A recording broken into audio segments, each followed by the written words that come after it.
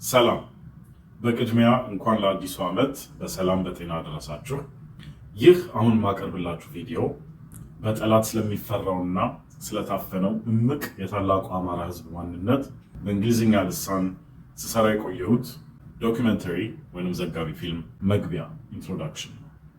ይህ ዘጋቢ ፊልም ወይም ዶክመንተሪ ሲጠናቀቅ በመላው ዓለም እንዲታይና መላው ዓለም የአማራን ሕዝብ ታሪካዊ ማንነት፣ ዓለም አቀፍ አስተዋጽኦ እንዲሁም ወቅታዊ ትግልና የደረሰውን ሁሉ ለዓለም የምናሳውቅበት ይሆናል።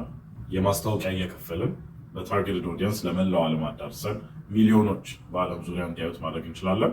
ይህን ታላቅ ፕሮጀክት ለመደገፍ በአተታ በኩል ከታች ዲስክሪፕሽኑ ላይ ያስቀመጥኩትን የጎፈንሚ ሊንክ በመጫን ወይንም ስልክ ቁጥሩን በመጠቀም የበኩላችሁን አስተዋጽኦ እንድታደርጉ አሳስባለሁ። ፎሎ አድርጉ፣ ተጠባበቁ። መግቢያውን ነው። High in the Ethiopian highlands, the Amhara people have preserved a rich and ancient culture. Their traditions whisper of a distant past, intertwined with the very roots of Judeo-Christian history. Who are the Amhara people? What is their ancestral origin? The answers, shrouded in the mists of time, point towards a heritage both fascinating and complex. This presentation will delve into the ancient Israelite traditions of the Amhara people, exploring their claims of a Solomonic Dynasty, their unique spiritual practices, and the echoes of ancient Israel resonating through their Abyssinian culture.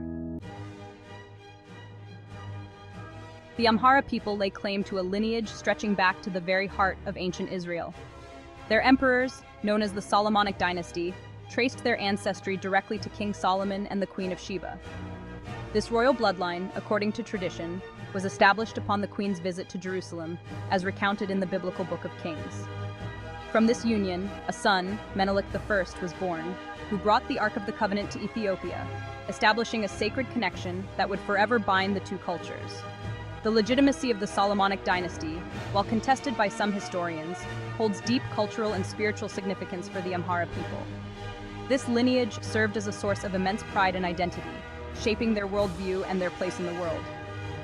The emperors, considered the elect of God, ruled with divine authority, their reign seen as a continuation of the Davidic line. Further linking the Amhara people to the ancient Near East is their language. Amharic, the official language of Ethiopia, belongs to the Semitic branch of the Afro-Asiatic language family. This places it in the same linguistic family as Hebrew, Aramaic, and Arabic, languages spoken in the ancient Levant, the cradle of civilization. The linguistic similarities are striking, with shared vocabulary and grammatical structures pointing towards a common ancestral tongue. These linguistic connections offer compelling evidence of ancient ties between the Amhara people and the peoples of the Levant. These linguistic echoes are not mere coincidences.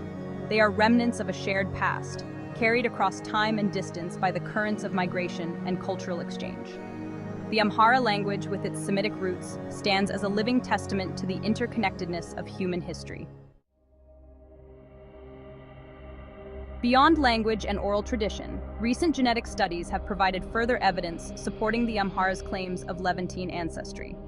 Researchers have identified genetic markers common among the Amhara people and Jewish populations, particularly those with roots in Ethiopia and Yemen. These genetic affinities suggest ancient migrations and intermingling between the Horn of Africa and the Levant.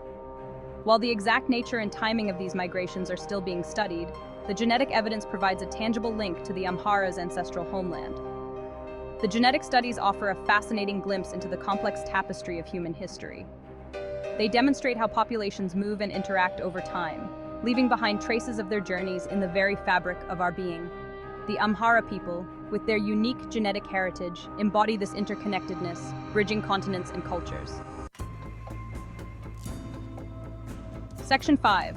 The Ark of the Covenant, a sacred chest that held the Ten Commandments, was not just a symbol of faith, but also a portable sanctuary. Carried by the Israelites during their journey through the desert, it represented God's presence among his people. This mobility allowed it to be a central element in the spiritual life of the community, facilitating worship wherever they went. As Christianity began to spread, it wove many Judaic elements into its own rich tapestry. The early Christian community, deeply rooted in Jewish traditions, integrated rituals, symbols, and theological concepts from Judaism. This blending created a unique religious identity, one that honored its Jewish heritage while also forging a new path.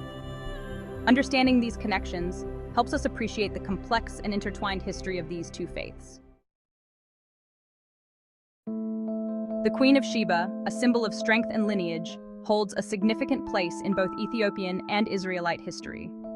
Her journey to meet King Solomon is not just a tale of diplomacy, but also one of mutual respect and wisdom. This encounter is believed to have forged a bond that transcended borders and eras, leaving a lasting legacy. The fall of the Ethiopian monarchy in the 20th century marked a dramatic shift in the nation's history. This upheaval disrupted centuries of tradition and lineage, leaving many to ponder the future of Ethiopia's rich cultural heritage. The monarchy's end was not just a political event, but a profound cultural and historical turning point. Understanding one's historical identity is crucial for any nation. For Ethiopia, this means recognizing the deep connections to ancient Israelite traditions and the enduring legacy of the Queen of Sheba. These historical ties provide a sense of continuity and pride, reinforcing the nation's unique place in the world. The Ethiopian people, as guardians of an ancient legacy, continue to honor their rich history and traditions. From the legends of the Queen of Sheba to the remnants of the Solomonic Dynasty, they preserve a heritage that speaks to their enduring strength and resilience. This legacy is not just a relic of the past, but a living testament to the nation's enduring spirit.